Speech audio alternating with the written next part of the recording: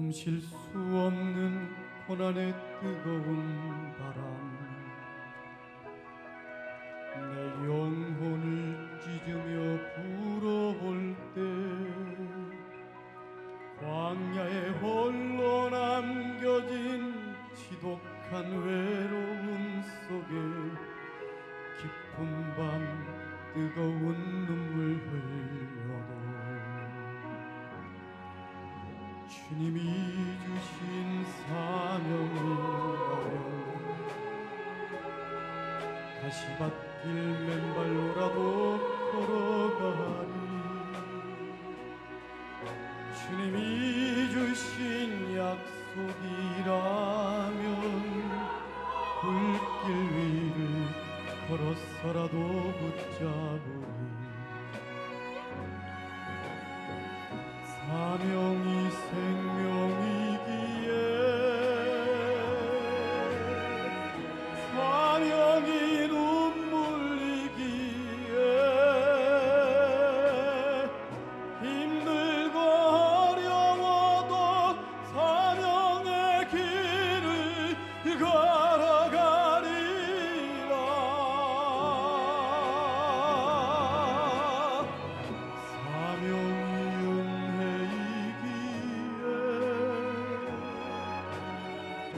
사명이 축복이기에 외롭고 고독해도 사명의 노래를 부르리라.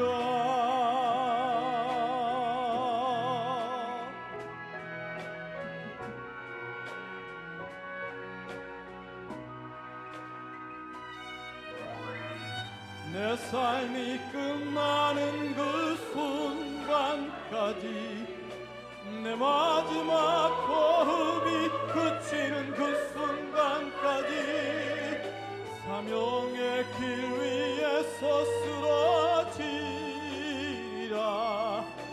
사명의 길 위에서 쓰러지리라.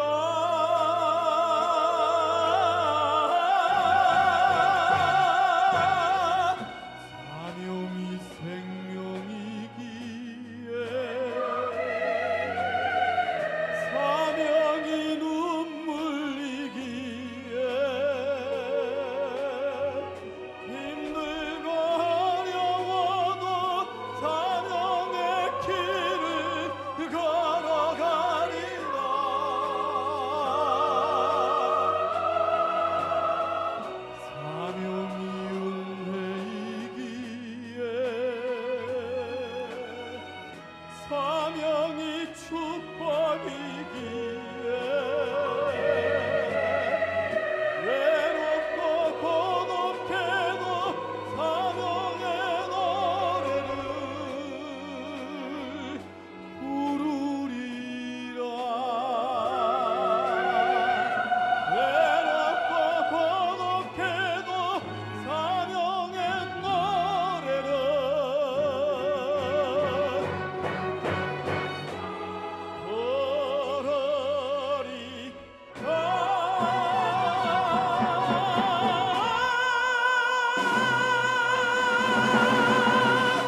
할렐루야. 명절 때마다 생각해 보는 게 참 명절은 대단하다. 그 많은 성도들 또 고향도 가야죠. 부모님도 뵈야죠. 근데 성가대원들은 좀 자리를 지키면 좋을 텐데 뭐 또 가야 될 사람 가야 되지만 장로님들이 주일날 빠지면 배신감을 갖습니다. 그래도 교회 장로인데 오늘 김상문 장로님 기도를 참 잘하셨는데 오늘 우리 김재일 장로님은 또 땡땡이를 쳐가지고 미안하니까 문자를 보내왔어요. 사진을요. 제가 고향교회 가서 예배드리고 이렇게 헌금을 했습니다. 지금 제가 진노가 좀 풀리기는 하지만 장로님들 정도는 그래도 교회 자리를 지켜야 되지 않는가 이런 생각을 해봅니다. 여러분 앞자리에 계신 우리 장로님들 박수 한번 하십시다. 할렐루야. 여러분 모두를 향하여 그리고 하나님 앞에 영광의 박수를 드리겠습니다. 추석이 돌아오면 정말 잊을 수 없는 하나의 에피소드가 있습니다. 추억의 이야기가 있는데요. 화순폐검교를 개척하는 가운데 뭐 추석이 돌아오지요. 그러니까 이제 추석이 돌아오니까 막 바쁘고 들뜬 분위기였습니다. 청년들은요 콩쿨데이를 한다고 불악에 기금을 모으러 다니는데 제가 또 불악 유지라고 저에게 기금을 이렇게 요청을 해왔어요. 얼마 달라고 그러냐? 2만 원을 달라. 여러분 당시에 80년대 초반에 2만 원이면 큰 돈이었습니다. 우리 남진 장로님은 그때 이제 얼마씩 받고 다니셨는지 모르지만 나한테는 2만 원 큰 돈이었습니다. 근데 얼마 전까지만 해도 저에게 와서 멱살 잡고 침 뱉고 그랬던 때거든요. 근데 아니 교회가 하나님의 은혜로 예배당 지을 땅을 샀습니다. 그리고 좋은 창고에서 천막에서 예배를 드리다가 좋은 창고에서 예배를 드렸단 말이죠. 근데 23살 전도사가 무슨 유지라고 돈 받으러 온 청년들, 참 내가 속으로 속도 없다 이놈들아. 그런데 하필이면 그때 돈이 없었어요. 양식이 없어서 라면 가지고 배영수 장로가 짤짤이 해가지고 벌어온 돈으로 라면 사 먹고 있었는데, 아니 제가 뭐라고 대답을 해야 되느냐? 차라리 그때요, 죄송합니다, 이 교회가 아직 형편이 좀 그래서 내년에 협조하겠습니다, 이랬으면 좋을 텐데, 제가 또요 이게 사람이 존심은 있어가지고 돈이 은행에 통장에 있는데 오늘 가서 찾아올 테니까 내일 오세요. 우리 정권사람이 참 자네는 말도 좋네. 어떻게 무슨 통장에 돈이 있던가 이 사람아. 아니 천국에 통장이 있지 않습니까? 믿음으로 그렇게 이야기를 했는데 눈앞이 캄캄합니다. 내일 돈을 못 마련하면 저는 어떻게 됩니까? 완전히 쪼다 찐따 되는 겁니다. 그래서 이제 예배당에 가서 맹목적으로 기도합니다. 하나님, 아직은요 나 인생 하나도 감당하지 못할 그런 나이입니다. 시골 벽촌에 들어와서 내가 지금 도대체 뭘 한단 말입니까? 나 인생도 감당하지 못하는 주제에 불악의 콩쿨대에 2만 원을 낸다고요? 내가 기가 막혀서 하나님 앞에 눈물 보따리를 흘리며 막 엉엉 울었습니다. 이튿날 내가 나가긴 나가야지요. 나가긴 나가야 되는데 광주를 그냥 바람 부는 대로 물길 치는 대로 제가 금남로거리 충장로거리를 걸어 다니는데 선물 꾸러미를 탁 들고 다니는 사랑하는 연인들 부부들 왜들 그렇게 부러운지 모르겠어요. 아이고 참 저 사람들은 참 좋겠다. 저 사람들을 교회 다니나 안 다니나. 내가 철양에서 내가 뭐 그 사람들한테 뭐 전도할 여가도 없고 말이죠. 제가 은행에 한번 들어가 봤어요. 서울 신탁은행이라고 금남로에 있었거든요. 그 은행에 들어가니까 돈 찾고 넣는 사람 줄을 서가지고, 지금이야 뭐 번호표 타지만 그때는 그런 것도 없었어요. 저 사람들 얼마나 돈이 많아서 은행에다가 돈을 맡기고 저렇게 찾는가. 하나님, 천국은행에 제 통장에는 돈이 과연 얼마나 있을까요? 그러면서 그것도 한 30분 이상 앉아있으니까, 아무 할 일도 없는 앉아있으니까 사람들이 눈치를 봐요. 저 새끼는 저기 왜 앉아있어? 참 남루한 사람이. 제 마음의 기도가 다시 한번 저의 그 몰골을, 참 저의 마음을, 저의 모습을 초라하게 만들었습니다. 그래서 제 발걸음을 어디로 가야 되는가. 그때 하나님께서 저의 발걸음을 분명히 인도하는 곳이 있었어요. 여러분, 그곳이 어딘 줄 아세요? 제가 가끔 간증하는 우리 정말 제가 잊을 수 없는 유종용 장로님 사무실, 세무사를 하셨는데요, 그 사무실에 찾아갔어요. 제가 찾아가서 대연하였습니다. 점잔을 떨었습니다. 그런데 그 장로님이 저를 보시자마자 여러분 제법 두툼한 봉투를 하나 가지고 저에게 오셔서 내미는 것이었습니다. 내가 어제 저녁부터 괜히 우리 서전도사 생각이 나서 너무 염려가 되어가지고, 혹시 오늘 내 사무실에 안 올려냐, 내 사무실에 안 올려냐, 그러면서 봉투를 저에게 내미는 것입니다. 여러분, 만약에 오늘 또 안 오면 내가 오후에쯤 어떻게 연락을 하든지 목사님께, 전도사님께 기별을 하려고 했다는 것입니다. 나는 여러분 그 봉투를 잡는 순간 왜 사람이 이렇게 눈물이 납니까? 좀 참아야 되는데, 체면을 지켜야 되는데 눈물보가 그냥 왕창 터져버리고 말았습니다. 여러분, 제가 자존심이 상해서 남 앞에 눈물 처음처럼 보이지 않습니다. 그리고 절대로 없다고 하지 않아요. 제가 그런 사람 아닙니까? 그런데 제가 눈물이 나니까 막 펑펑 울어버렸어요. 그랬더니 또 저쪽으로 가셔서 봉투를 더 두꺼운 걸 또 하나 갖고 온 거예요. 내가 그때 깨달았습니다. 울 때는 확실히 울어야 된다. 눈물 흘릴 때는 확실히 흘려야 된다. 이 사실을 깨달았습니다. 그래가지고 그러면서 저에게 뭐라고 하냐면, 내가 진짜 애써 번 돈인데 우리 소전도사 이분이 조금 말을 가끔 더듬을 때가 있어요. 저한테 소전도사라고 한 번 해본 적이 없어요. 소전도사는 이 소전도사 같이 순수하고 열정적인 종을 돕지 않고 누굴 돕겠어? 예, 이 돈 가지고 추석 좀 잘 세시라고.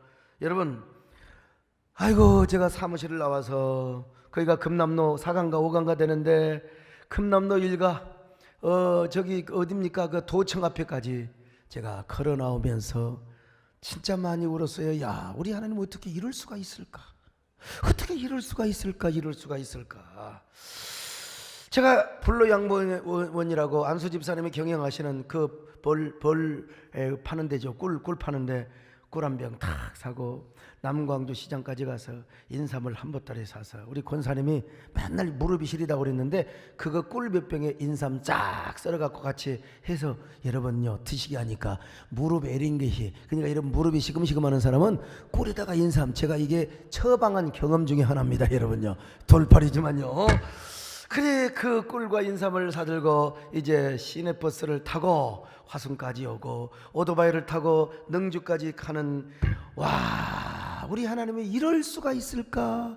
어떻게 이렇게 내가 돈을 달라고 했어요? 내가 어렵다고 했습니까? 알아서 봉투를 준비해 가지고 제가 천막교에 들어와 가지고, 그 창고지요, 그때는 창고교에 들어와 가지고 강대상 앞에 엎드려서 봉투를 붙잡고 아예 방성대곡을 하며 제가 울어댔습니다.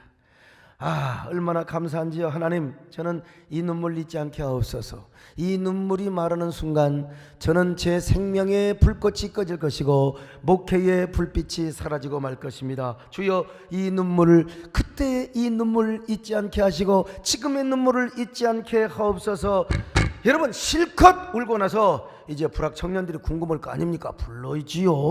당장 불렀습니다. 그리고 제가 돈을 얼마 줬을까요? 2만 원을 주면 안 되지. 성부와 성자와 성령의 이름으로 3만 원을 줬습니다. 여러분요, 3만 원을 주니까 제 앞에서 고개가 그냥 아주 땅에 닿도록, 와, 전도사님 고맙습니다.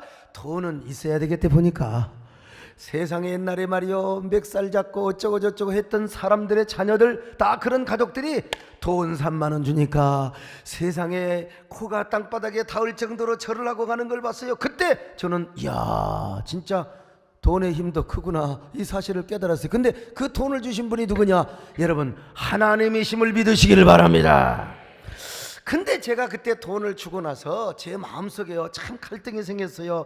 아, 제가 콩쿨대회에 나가서 노래 부르고 싶어갖고, 노래 부르고 싶어가지고, 내가 불러야 쓰겠는데, 내가 불러야 되는데, 그런데 이 전도사 체면에 부를 수가 있나 또, 참, 또 부르면 또 어때요, 사실은. 근데 그때는 또 전도사 채통 지킨다가요, 그때 노래를 했다면은 얼마나 전에 작고를 하셨던 우리 남진 장로님이 좋아하신 그때 아이돌이었죠, 최희준 하숙생의 노래를 제가 불렀을 것입니다. 저는요, 이 노래를 부르기 전에 분명히 이런 말을 했어요. 내가 저 초등학교 다닐 때 콩쿨대회 나가서 이 노래 불렀거든요. 세수대에 갔다가 우리 엄마 갖다 드렸어요. 여러분, 인생은 나그네 길입니다. 어디로 왔다가 어디서 왔다가 어디로 가는지를 알 수가 없습니다. 우리는 다 속고 삽니다. 젊은이는 영원히 늙지 않을 것처럼 착각하고 늙은이는 영원히 죽지 않을 것처럼 속고 살아갑니다. 아닙니다. 여러분, 인생은 반드시 죽습니다.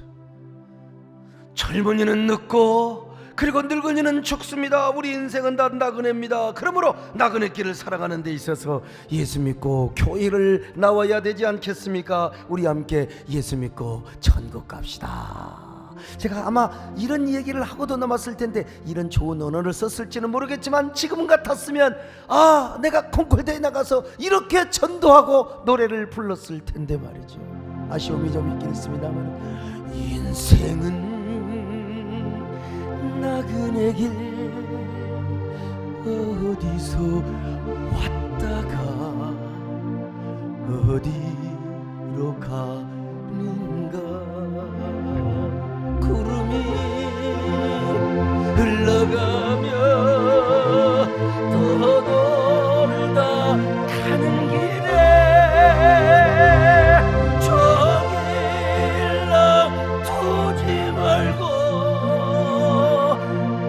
일랑 두지 말자.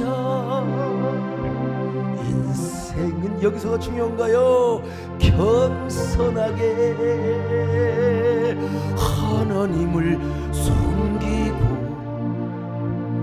예수님을 믿어야 산다. 예수님을 믿어야 산다.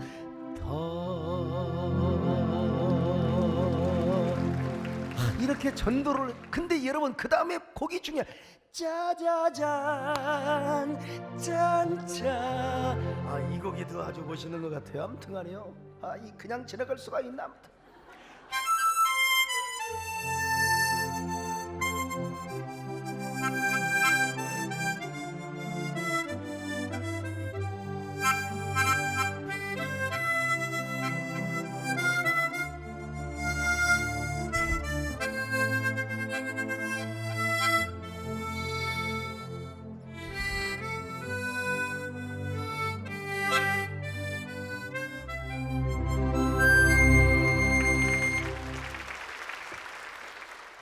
돈은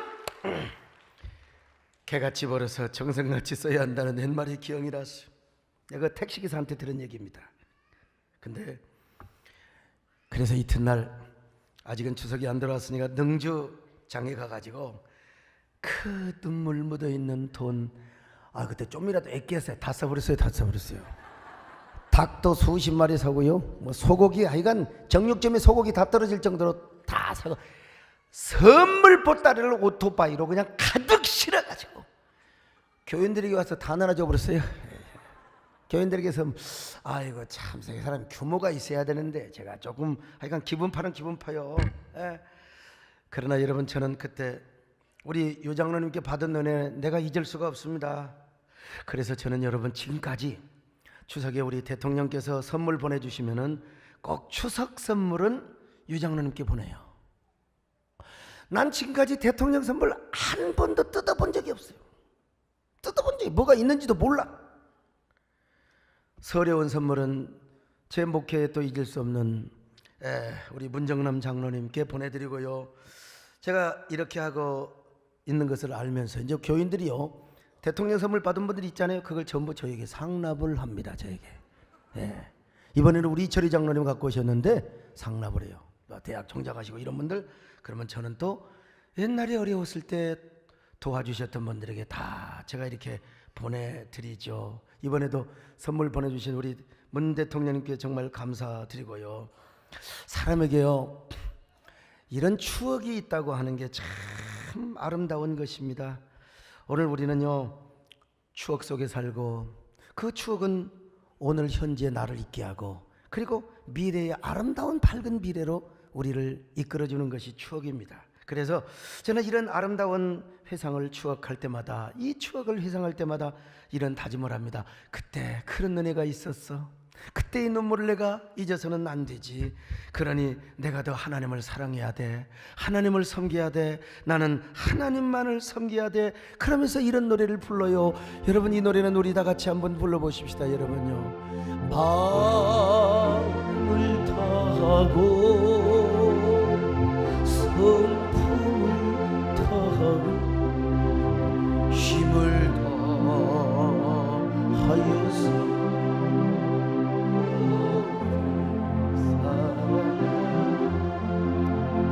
내게 준 계명을 마음에 새기고 부지런히 이웃에게 전하여 그러면 내가 짓지 않는 큰 집을 지어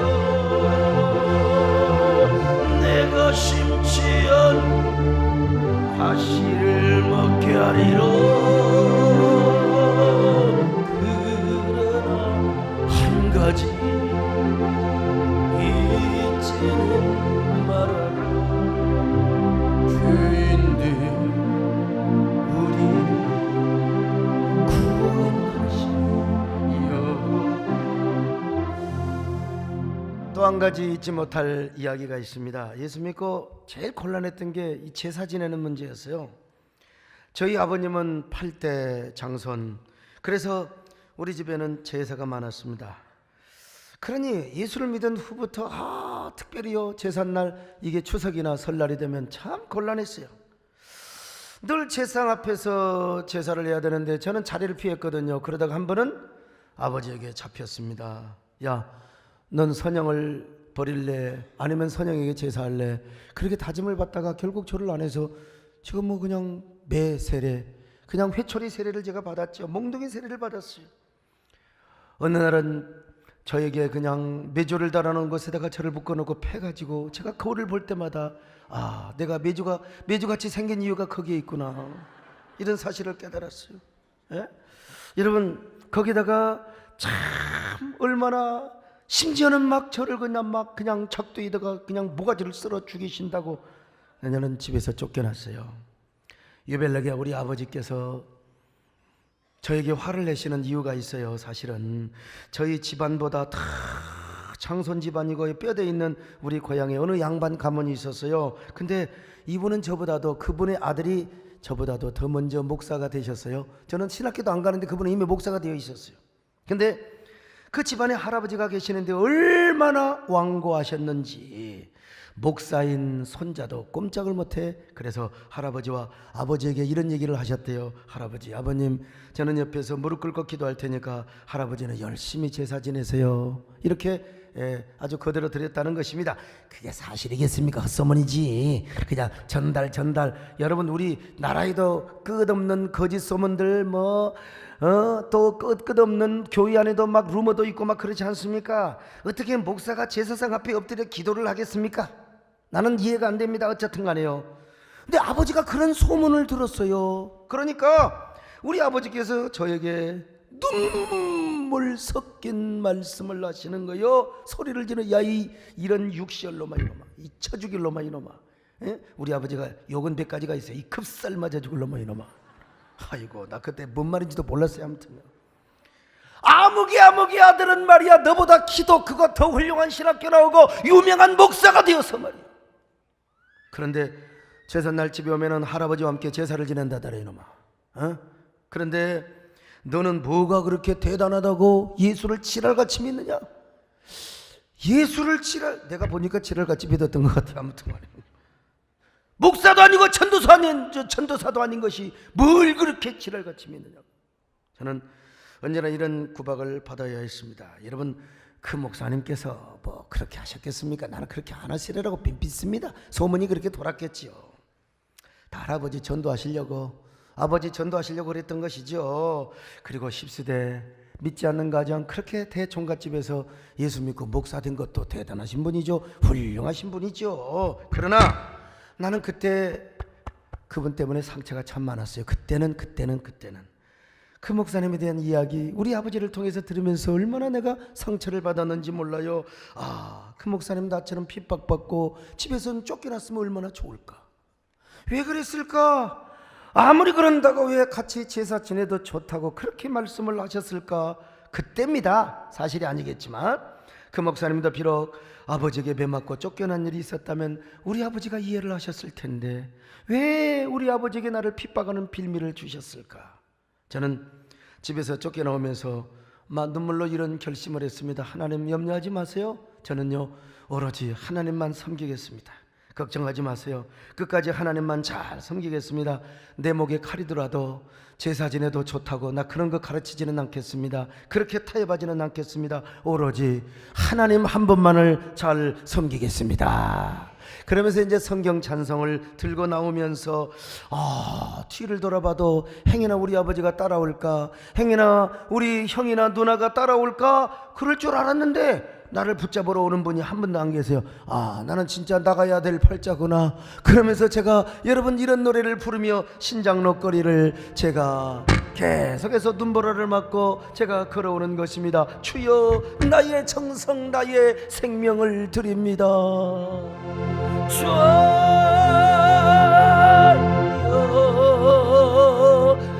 나의 정성 나의 생명 드립니다.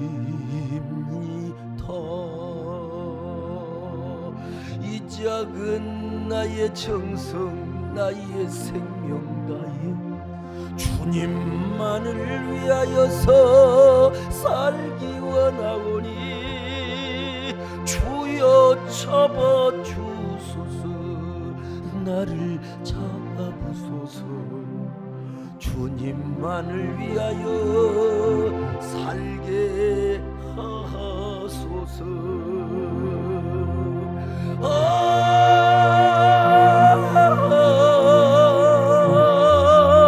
불같은 성령으로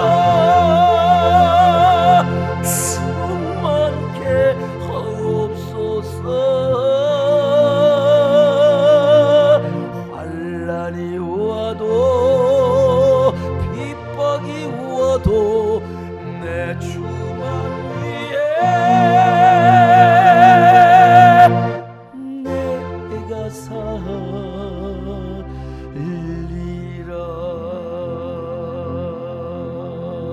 여러분, 세월이 흘렀습니다. 여러분, 난 그분 이야기는 하지 않을 거예요. 저는요, 우리 가족을 다 전도했습니다. 아이고, 어느 날 우리 아버님이 아유 목사 아들아, 나 교회 나가면 안 되겠냐? 제가 뭐라고 한 줄 아세요? 아버님, 교회는 아무나 나가는 게 아닙니다. 큰 소리 한번 쳐보고 싶어서요. 누가 나가자? 그건 제가 집에 도착해서 말씀드리겠습니다. 아, 우리 참 함께 신앙생활 해준 우리 가족들 사촌까지 얼마나 감사한지 알 수가 없어요. 저를 통해서. 그리고 그냥 믿는 게 아니라 장로, 안수집사, 권사가 다 되었어요. 자, 여러분, 한 사람이 복음이 들어가면 그 사람을 통해서 누르기의 역사가 나타나고 겨자씨 역사가 나타나고. 여러분, 우리 세대께 얼마나 복해 축복을 받았습니까? 하나님 한 분만을 섬기는 것이 우리의 축복입니다. 최고의 재산이요 부합니다. 나 이 사실을 알기 때문에 편하게 먹게 하지 않고 힘들어도 고달파도 공교의 의식을 가지고 여러분 공교의 사역을 하고 있지 않습니까? 여러분, 한국교회를 위해서 오늘 여러분 하나님 한 분만을 위해 죽도록 섬기는 그런 여러분 되시기를 주의 이름으로 축원합니다. 오늘 여호수아가 이 사실을 목에 피가 날 정도로 여러분 사자우를 통하고 있습니다. 오늘 여호수아가 뭐라고 말을 합니까? 온 우주를 창조하시며 우리를 구원하시는 여호와 하나님만을 섬기자고. 자, 여호수아 24장 14절을 같이 봅니다. 시작. 그러므로 이제는 여호와를 경외하며 온전함과 진실함으로 그를 섬기라. 너희의 조상들이 강 저쪽과 애굽에서 섬기던 신들을 치워버리고 여호와만 섬기라. 여러분, 오늘 여호수아가 가나안 땅을 정복하니까 얼마나 이방 신들이 많습니까? 그 신들의 유혹을 받아서 여러분 선민들도 이방 신들을 섬기잖아요. 참. 그래서 여러분 여호수아가 이렇게 말을 합니다. 여러분, 오늘날 여러분들이 섬길 자를 선택하세요. 그렇게 이 땅에 잡신들이 좋단 말입니까? 그러면 잡신들을 섬기세요. 예?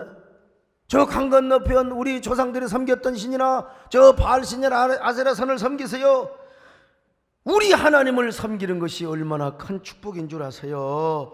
오늘 하나님 한 분만을 섬기는 것이 얼마나 대단한 축복인 줄 아세요? 그러니까 나와 우리 가족은 오직 하나님만 섬기겠습니다. 여러분들은 어찌하든지 나와 우리의 집은 오직 여호와 하나님 한 분만을 섬기겠습니다.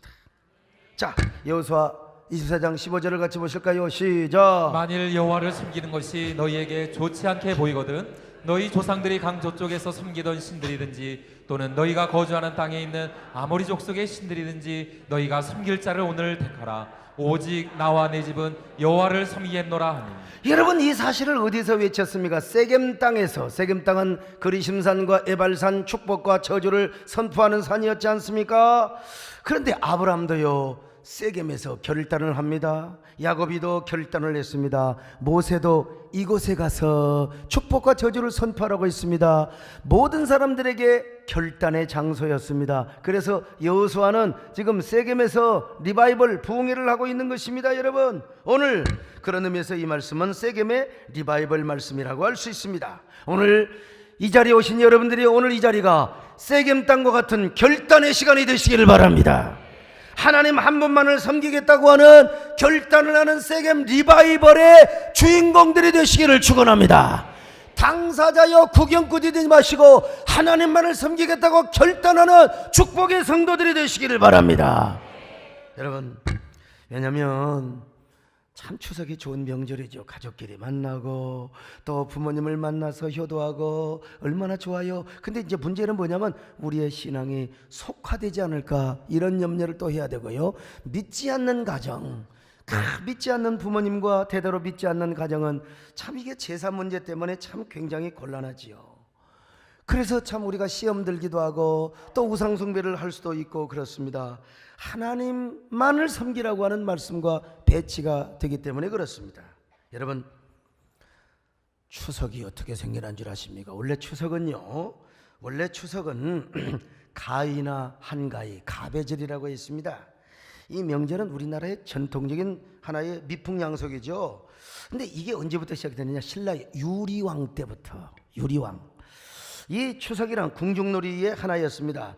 음력 7월 14일부터 8월 14일 오전까지 길쌈놀이를 합니다. 온 여자를 두 패로 나누고 궁중의 왕녀 두 사람이 한 편에 수장이 되는 겁니다.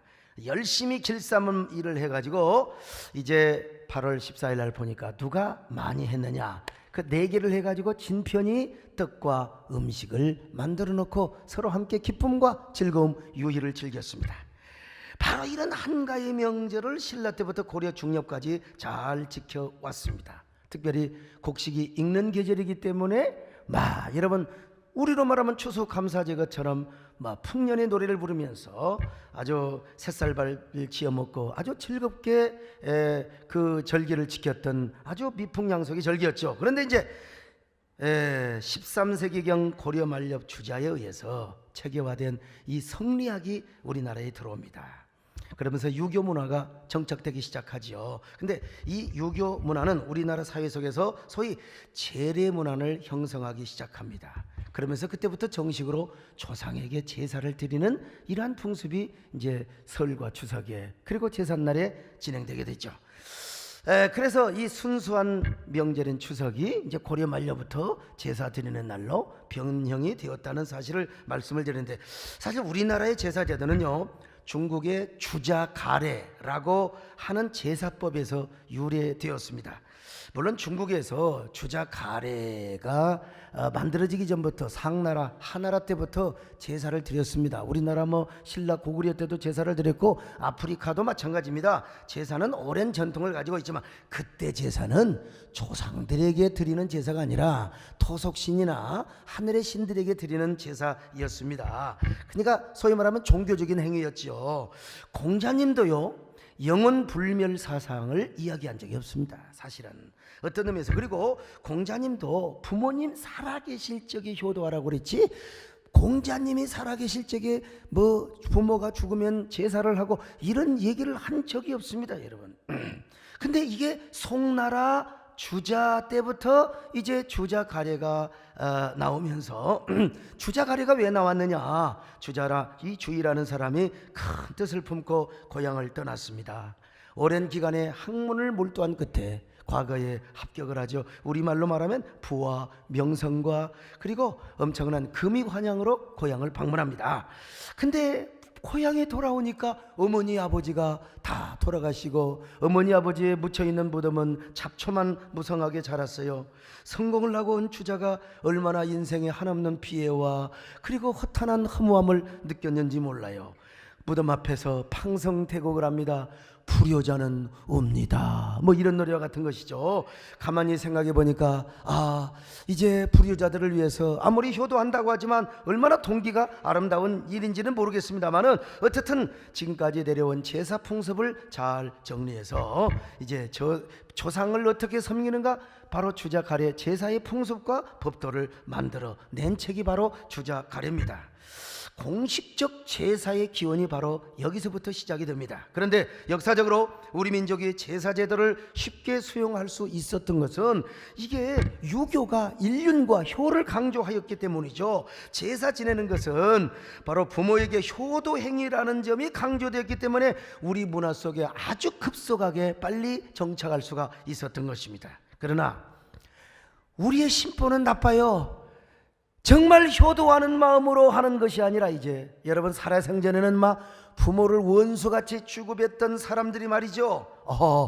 죽은 선영을 잘못 모시면 우리가 저주받는다고, 복받기 위하여 이 소위 말하면 이 인간의 탐심이 조상 제사를 더 고착시켰다고 하는 이야기입니다. 여러분, 만약에 제사를 잘 지내면 원수같이 사람 때는 괜찮다는 거예요. 그러나 이제 돌아가시면은 선영은 신적 숭배의 대상이 되어서 선영을 잘못 모시면은 조상이 벌을 주고 후손들이 벌을 받는다고 하는 이런 마음을 가지고 복받기 위해서 제사를 드린다. 이거는 여러분 잘못된 것입니다. 여러분, 성경은 뭐라고 말씀합니까? 살아생전에 효도해라. 죽은 이후에는 소용이 없다는 것입니다. 살아생전에, 예수를 믿든 안 믿든 살아생전에 만약에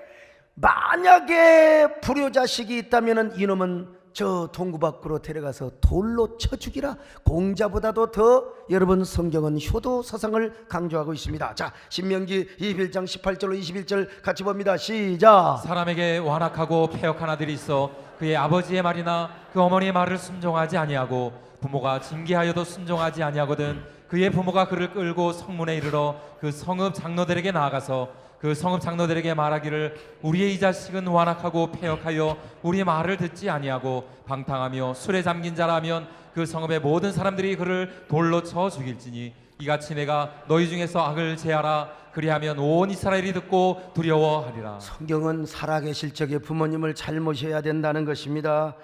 여러분, 부모님 돌아가시고 나서 소다리 닭다리 아무리 뜯어서 올려봤자 소용이 없다는 것입니다. 사람이 일단 죽으면 오늘날 누굽니까? 무당들은 구천을 떠도는 영, 이거는 다 그냥 믿지 않는 무속신앙에서 얘기하는 것이고, 성경은 죽은 이후에는 하나님의 심판이 있고 각기 자기가 가야 할 것이 있는 것입니다. 그러므로 죽은 사람을 인격자로 모시고 신적 대상으로 숭배를 하는 제사 제도는 효도 행위가 아니라 엄연히 성경 말씀 앞에서 여러분 이거는 미신이요, 그리고 이건 우상 숭배에 불과하다는 겁니다.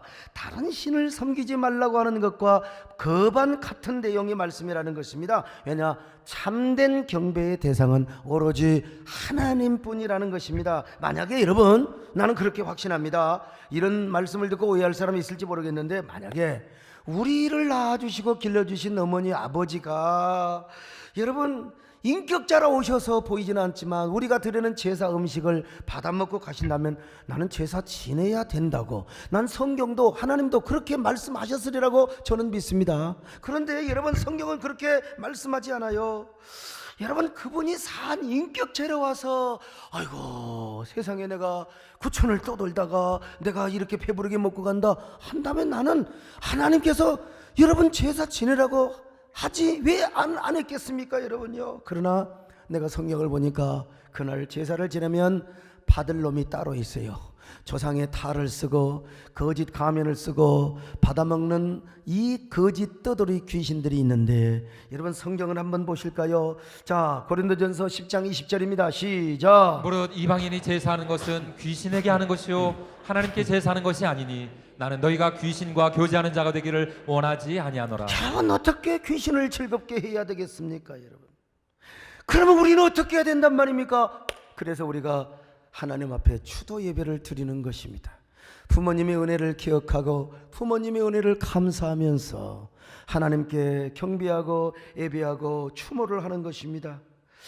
저는 그렇게 믿습니다. 우리가 추도 예배를 드리면요, 하나님도 기뻐하실 뿐만 아니라 만약에 돌아가신 부모님이 하나님께 추도 예배를 드리는 모습을 본다면, 야, 우리의 자손들이 다행이다. 하나님을 섬겨서 내가 죽은 날 이렇게 기일을 잊지 않고 추도 예배를 드리니 정말로 감사한 일이구나.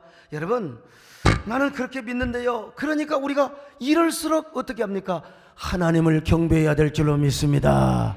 하나님을 잘 섬기시기를 바랍니다. 오늘 그런 의미에서 여러분들이요, 세겜 리바이벌의 리더가 되시기를 바랍니다.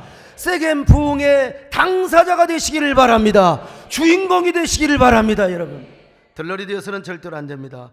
여러분 우리 가족들이 다 예수 믿으면 얼마나 좋겠어요. 그러나 믿지 않는다면 저처럼 그렇게 충돌할 필요는 없다고 생각해요. 예, 저처럼.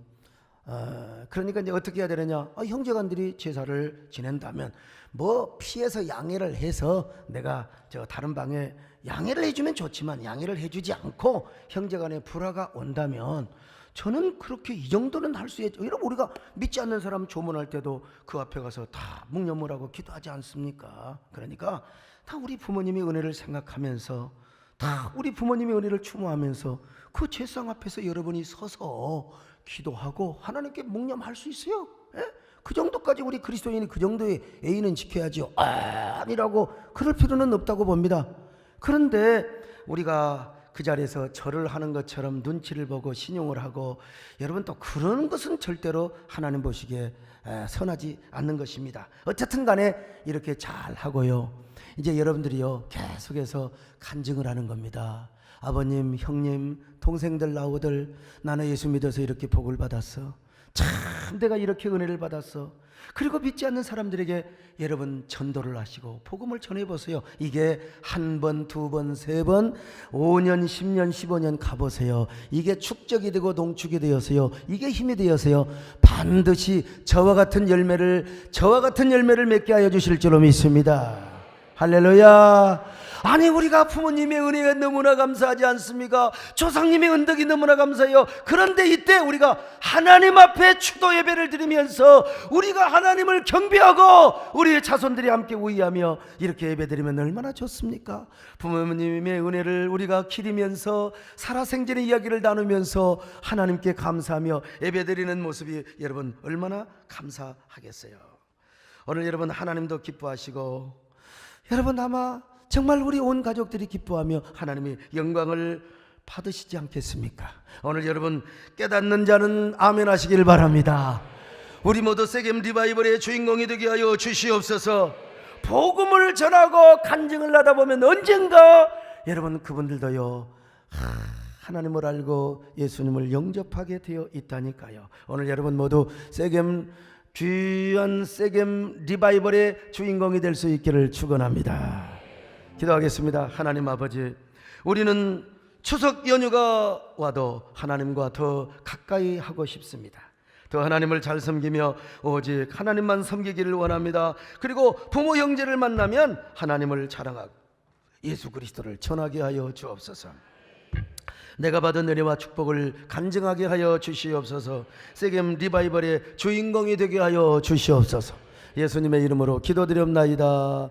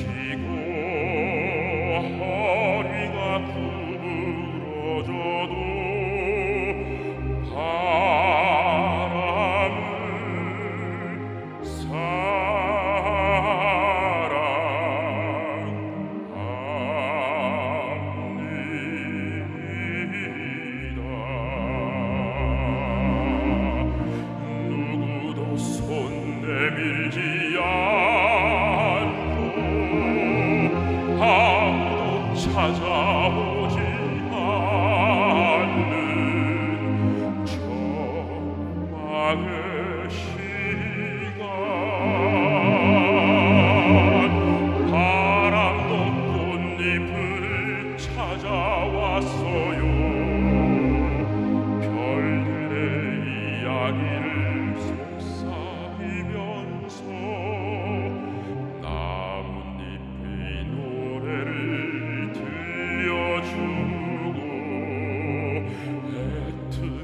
하게